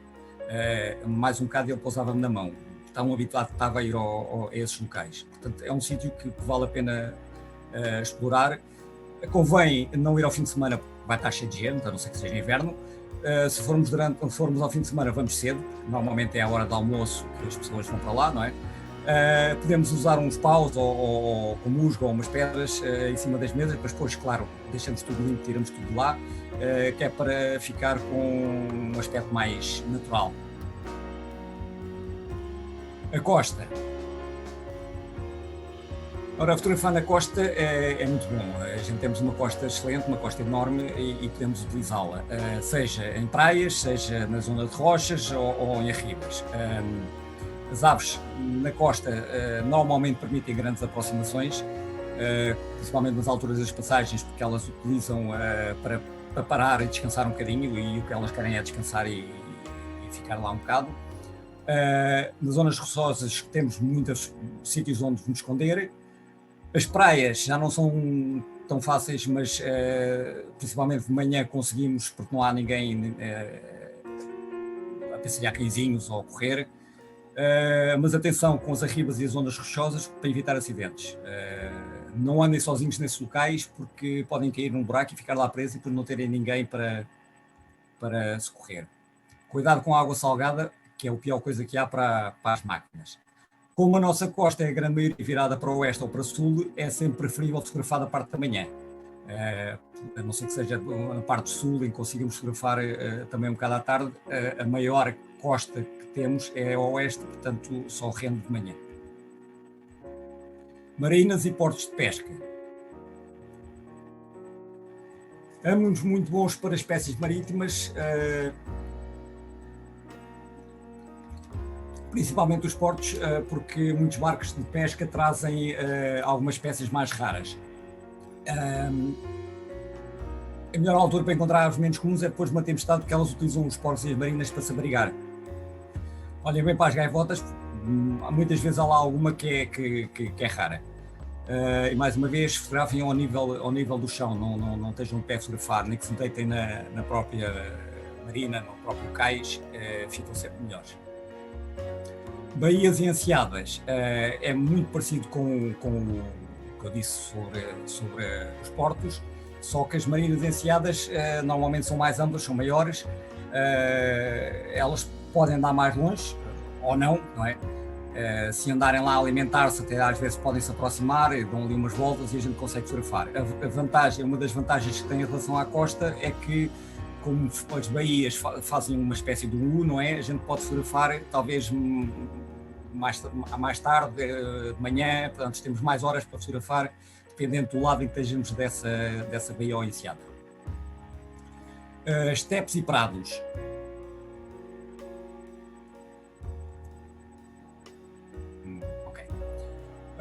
Algumas das aves estepárias são mais fáceis de encontrar, mais fáceis, ou até se calhar só lá encontramos, não é? Nas ditas estepes ou prados densos. A maior dificuldade é a extensão desses mesmos terrenos, não é? Portanto, ou temos um sítio com possamos pôr um abrigo, desde que a gente saiba onde é que elas costumam aparecer, e claro, se for um sítio particular, mais uma vez, pedir autorização. E mesmo que tenham autorização, quando entrarem, não se esqueçam, principalmente no Alentejo, de fechar os sítios, porque normalmente costuma ter algum gado, não é? O abrigo, mais uma vez, montado antes do sol nascer, e ter atenção a épocas do ano, porque há espécies que têm uma plumagem diferente numa altura e outra plumagem noutra altura, ou há umas espécies que aparecem no inverno, outras que aparecem no verão, portanto tem que ter atenção a essas duas coisas. É evidente que também se pode fotografar no carro, mas ou conhecemos os sítios bons onde parar o carro, e lá está, ter alguém que conheça a zona é bom, ou então vai ficar tudo muito longe, não é? Serras e montanhas. Assim como no anterior, as serras e montanhas são locais onde facilmente se podem encontrar, como eu dizia há bocado, há espécies que se encontram em determinados sítios, outras espécies encontram-se noutros. Portanto, se a gente quer fotografar determinadas espécies, temos que ir às montanhas, as Cravadeiras de Neves, ou a Ferreirinha Alpina, etc, etc. Temos que... Não quer dizer que não apareça noutro sítio, mas o mais fácil e o mais provável é encontrar no sítio onde elas costumam andar, não é? Portanto, as serras é sempre bom. E atenção que há espécies que aparecem no verão nas serras e há outras espécies que aparecem no inverno nas serras, portanto convém saber o que é que queremos.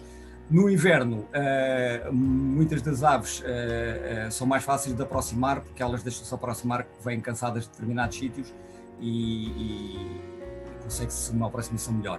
Cuidado com a neve, para além de podermos escorregar, lá está o tal caso do material, a pele que isso é o menos. O branco da neve pode enganar a exposição, portanto temos que ter atenção e compensar, porque senão vão ficar escuras e a neve vai ficar cinzenta. As baterias com o frio descarregam mais facilmente, portanto ponham uma bateria suplente no bolso, porque como o bolso está quente, elas mantêm a carga mais tempo.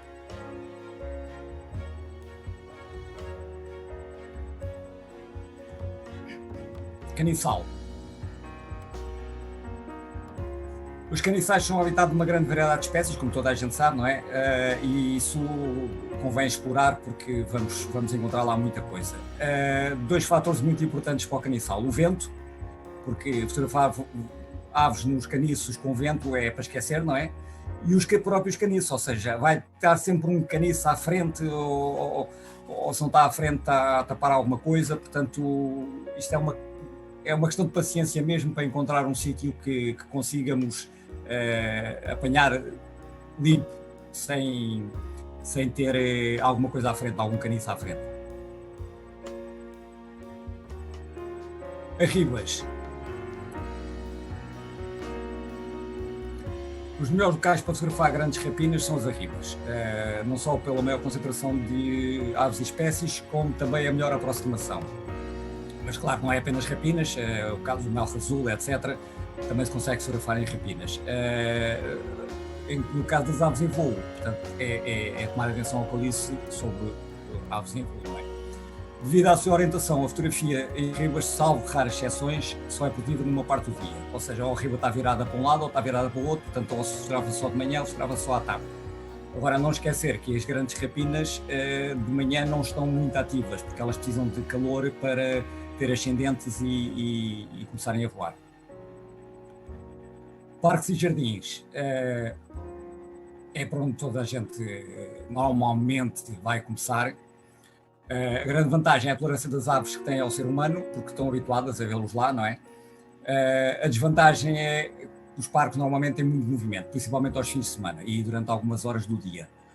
Se a gente formos lá de manhã cedo, durante a semana, temos aquilo quase por nossa conta e pode render muito bem. É claro que não vamos encontrar lá tardas nem moleiros, mas também não vamos encontrar moleiros no Alentejo nem tardas no alto mar. Portanto, temos de saber o que é que queremos e se vale a pena ir lá ou não, mas digo-vos já que vale sempre a pena, mais não seja pela aproximação que a gente consegue fazer a determinadas espécies. E às vezes encontramos algumas surpresas também nos parques e nos jardins. É claro que isto não foi em Portugal, mas isto é um jardim, é um parque, portanto é uma questão de a gente saber escolher os parques. Ora, bosques e florestas. São das piores zonas para fotografar. Eu posso-vos dizer que a Costa Rica é lindo, é espetacular para se fotografar aves, mas tem o grande mal é que aquilo é muito arborizado. E fotografar no meio das árvores é uma complicação. Raramente há sol, estão muitos ramos, as aves estão sempre lá em cima. Podemos usar os flashes, mas às vezes não consegue lá chegar e tem coisas à frente, etc. É uma complicação. A opção será, esperar que elas saiam e venham para a orla da floresta. Às vezes podemos ter sorte, não é? Ora, no mar, portanto, eu já falei sobre as plágicas, portanto, só está aqui porque já está falado, mas é um dos locais que vale a pena, não é, explorar. Agora, as condições climatéricas. Isto é rápido, é só quatro coisas. Portanto, o vento, como eu falei há bocado, o vento é mau para fotografar. 90% das vezes com vento não dá, principalmente nos caniços e passariformes, não é? Eles andam ali ao sabor do vento e a gente nunca consegue focar. Mas 10% das vezes é a melhor altura para fotografar aves marinhas da costa, porque o vento, se tiver de oeste principalmente, vai aproximar-nos as aves da gente, ou seja, vai empurrar as aves para a costa. E para os andorinhões também é bom, porque se eles estiverem a voar contra o vento, eles ficam não tão rápidos, eu não digo parados que eles não param, mas não tão rápidos quando estão a voar contra o vento, e então a gente aí pode aproveitar para os fotografar mais facilmente. A chuva raramente dá bons resultados, além da gente nos molhar e molhar o material, etc., mas às vezes dá assim umas fotos artísticas, tipo umas pinturas, e pronto, e há que aproveitar. Tempo nublado, para mim, é dos que eu gosto mais. Tem alturas em que eu não deixo de ir fotografar quando o tempo está nublado, porque permite fotografar de qualquer lado, ou seja, pouco importa de onde é que está o sol, a gente pode fotografar para qualquer lado, e as aves, nessa altura, não sei muito bem porquê, e talvez um dia eu consiga perceber, deixam fazer melhores aproximações. Onde perceber isso, onde reparar isso?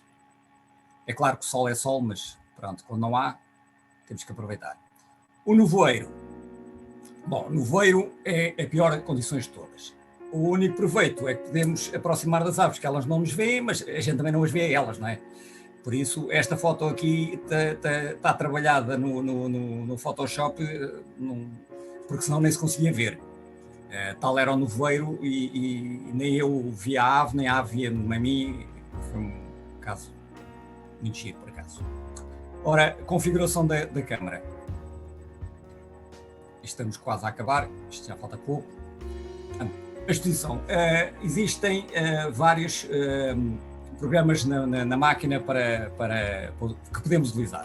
O automático, em que a câmara define tudo, seja o obturador, seja a abertura, ela é que decide qual é que é melhor, e isso nunca é muito bom. Como eu já falei há bocado, a gente temos que, às vezes, ter que compensar ou positivamente ou negativamente, portanto, isto é mesmo só para último recurso. Prioridade ao obturador, em que a pessoa escolhe a velocidade, é bom para aves em voo, porque a gente escolhe a velocidade que quer e a máquina, a gente não tem que se estar a preocupar com a abertura, ela escolhe a abertura. A prioridade à abertura é bom para quando a gente queremos desfocar o fundo ou queremos desfocar a ave toda e que queremos ter o controle sobre a abertura, ela então vai escolher a velocidade. E depois temos o manual, que é que a gente temos que decidir tudo. Eu utilizo o manual, eu gosto de ter o controle sobre tudo, seja a abertura, seja a velocidade, eu gosto de ter controle sobre tudo. A única coisa que eu tenho automático é o ISO, que é para não ter que preocupar com tudo, porque às vezes não há tempo para isso tudo. Então eu tenho o ISO no automático, desde que tenha um máximo que o ISO pode ir, eu tenho no automático. É menos um problema que eu tenho de pensar. A gente, às vezes, com aves em voo, não temos tempo para pensar qual é que é o ISO, qual é que é a velocidade, qual é que é a abertura e isso tudo. Portanto, eu ponho o ISO no automático, dou-lhe um teto máximo e mais que isso ele não passa daí. O resto controlo eu. O ISO quer dizer International Standard Organization, que é uma medida standard para todo o mundo, que é a sensibilidade do sensor à entrada da luz. Portanto, dependendo da câmara, a minha vai de ISO 64 até 25.600 e ainda só mais um bocadinho. Claro que isto nunca se usa, é mesmo só para estar lá. E que podemos controlar em incrementos de 1/3.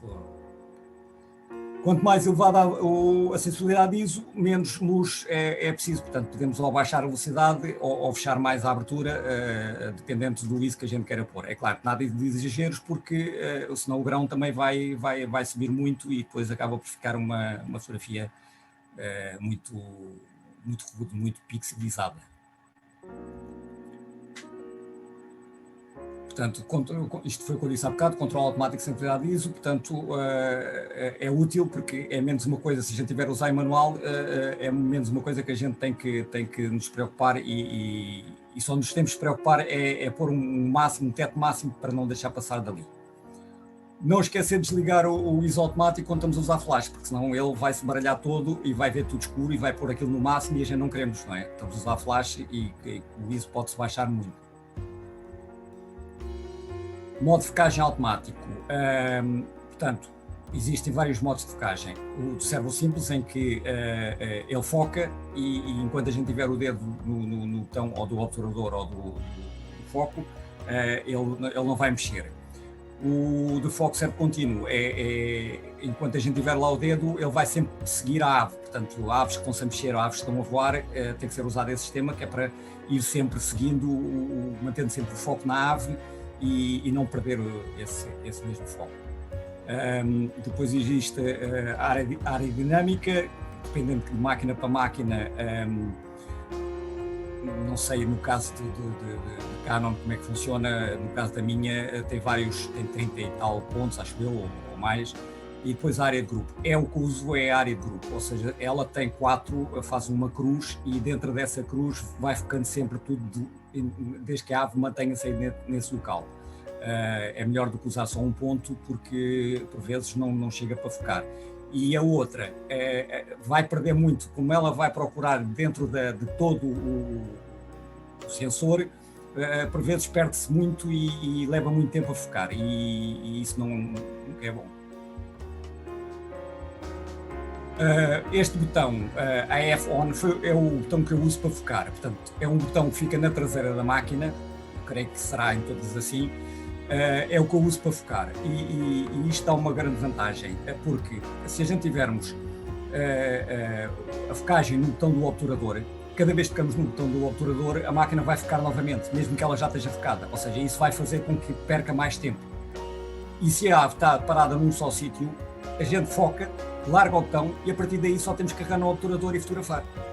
Portanto, isto tem uma grande vantagem tem mais vantagens que não tenho agora muito tempo aqui para explicar isso, mas experimentem, tentem pôr isso nas vossas máquinas, todas elas dá essa opção e vão ver a diferença. Leva um bocadinho de tempo a habituar, mas vão ver a diferença que faz. O equilíbrio de brancos, como eu falei há bocado, por causa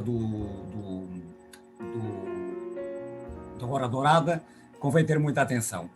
Há o automático, há o incandescente, que é para quando se está a fotografar com lâmpadas, que agora quase já ninguém tem lâmpadas incandescentes. Fluorescente, isto para o nosso caso não tem muita importância, não é? Luz sol direta. O flash tem outra cor, outra temperatura de cor.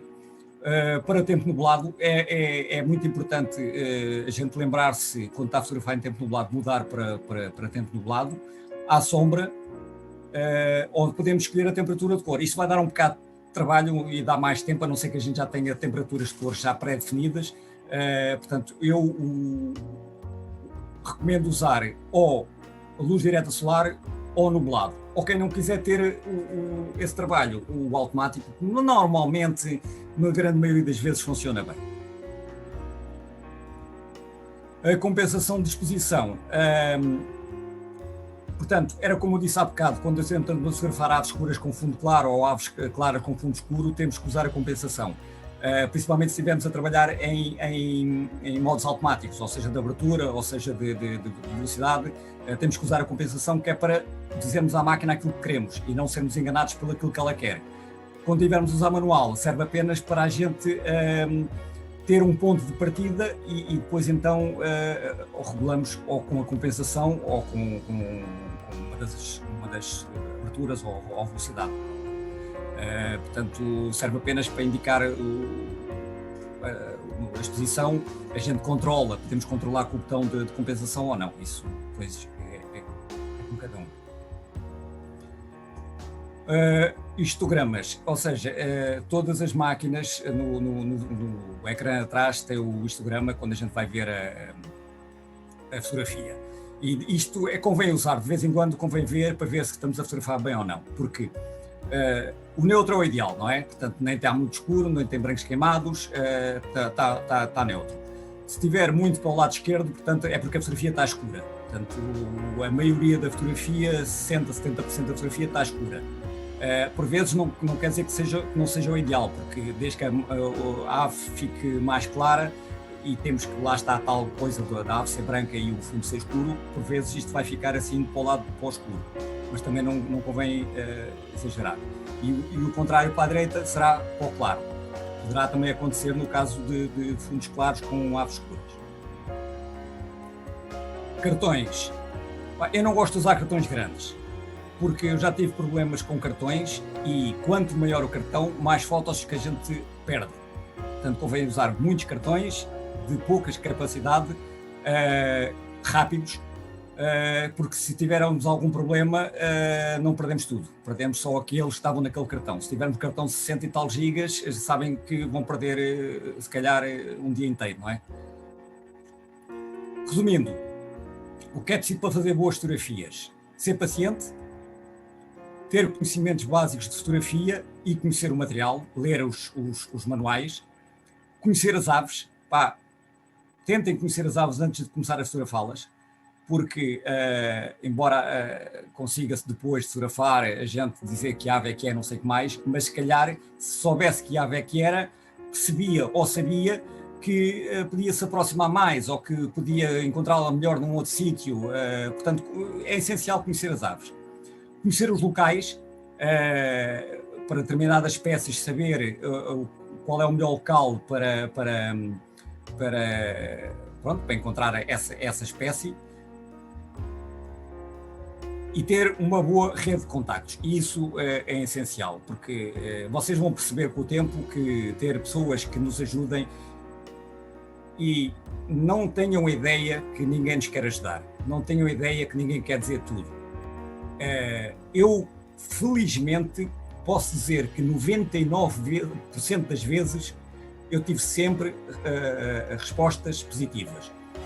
E 100% das vezes eu dou respostas positivas a quem me pede ajuda, ou onde é que está uma determinada ave, qual é a melhor altura para ir vê-la, qual é o melhor local, etc.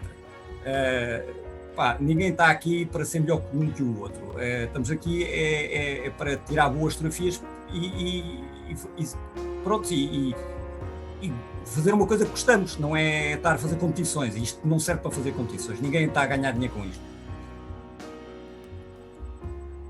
E pronto, primeiras aves e só depois a fotografia.